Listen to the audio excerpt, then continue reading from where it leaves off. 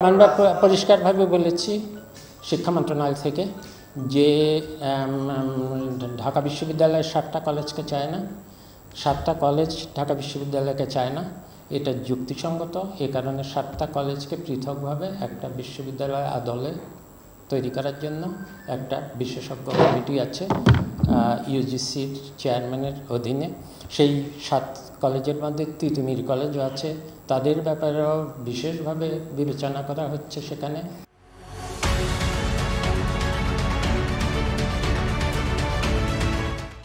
এবং তারা ছাত্রছাত্রীদের এই 7 কলেজের ছাত্রছাত্রীদের যেসব বিড়ম্বনা এই কয়েক বছর ধরে তাদের যেসব অসুবিধাগুলো, এগুলোর জন্য তিতুমির কলেজ শুদ্ধ সবগুলো কলেজের প্রতিনিধিদের সাথে কিন্তু তারা বসেছেন।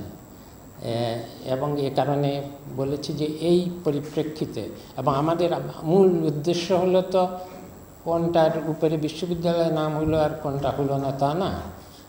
এই 7 কলেজের অন্তত এই 7 কলেজ, আরও বাংলাদেশে অনেক ভালো ভালো বিশ্ববিদ্যালয় কলেজ আছে। সবচেয়ে ঐতিহ্যবাহী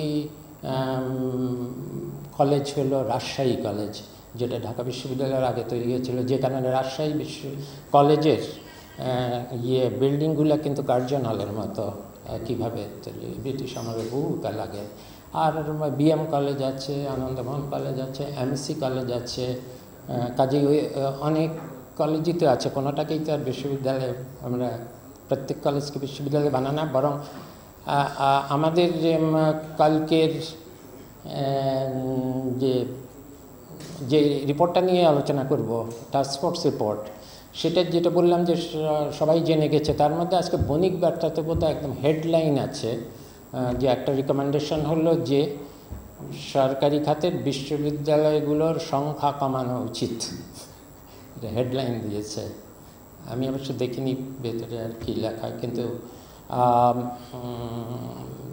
আসলেই তা সত্য যে বিশ্ববিদ্যালয়ের মানে গত 55টা বিশ্ববিদ্যালয় সরকারি খাতে আছে, তার মধ্যে গত 7 বছরেই অর্ধেক বিশ্ববিদ্যালয় হয়েছে। তো এত দ্রুতগতিতে বিশ্ববিদ্যালয়ের তৈরির রেকর্ড বাংলাদেশি স্থাপন করেছে। একটা বিশ্ববিদ্যালয় সাধারণত পরিকল্পনা থেকে হতে গেলে কয়েক বছর লাগে। ঢাকা বিশ্ববিদ্যালয়ে 7-8 বছরের পরিকল্পনা এবং 2-3টা কমিশন গঠনের পরে ঢাকা বিশ্ববিদ্যালয় স্থাপন হয়েছিল। এখন আমরা অনেক শর্টকাট করতে পারি। 7টা কলেজের জন্য আমরা একটা চিন্তা করছি যে একটা করা যায় কিনা।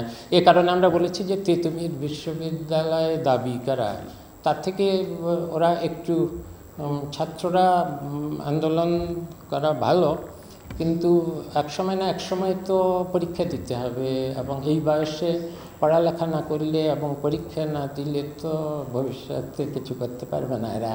এবং এই জন্য আমি বলেছি সাধারণ তিতুমির কলেজেরও সাধারণ শিক্ষার্থীদের যাতে শিক্ষাক্রমে অসুবিধা না হয়, তারা ক্লাস করতে চায়, আমার কাছে অনেকে বলেছে, লিখেছেও। এবং জনদুর্ভোগ যাতে না হয়, কর্মসূচি যদি দিতেই হয় সেরকম কর্মসূচি দিতে থাকুক। কিন্তু আমরা মনে করেছি যে এখন যেভাবে যে কমিটি কাজ করছে সেখানে সময় বেঁধে দিয়ে একটা কলেজের ছাত্ররা হঠাৎ করে মানে একটা কলেজকে হঠাৎ করে সময় সীমার মধ্যে বিশ্ববিদ্যালয় ঘোষণা করা, এটা কোনো যৌক্তিক দাবি না। এবং আমরা এখন থেকে আর এই ধরনের সময় বেঁধে দেওয়া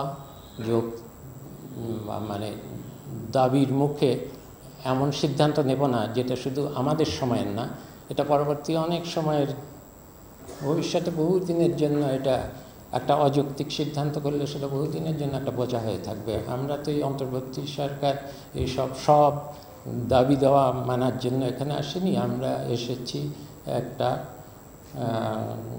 একটা সুশাসিত গণতান্ত্রিক ব্যবস্থায় উত্তরণের জন্য।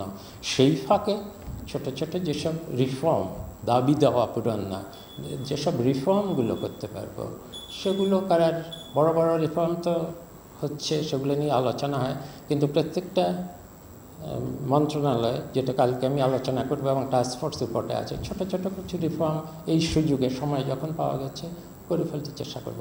আমার শরীর খুব ভালো না, অনেকক্ষণ কথা বলেছি, ধন্যবাদ।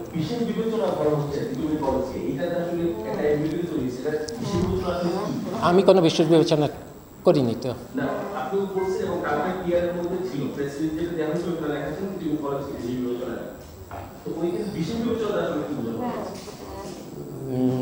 ওটা আমার লেখা ছিল না, আমি যেটা লিখে দিয়েছি আমার সেক্রেটারি মহোদয় সেটাকে আরেকটু এডিট করেছেন বোধহয়।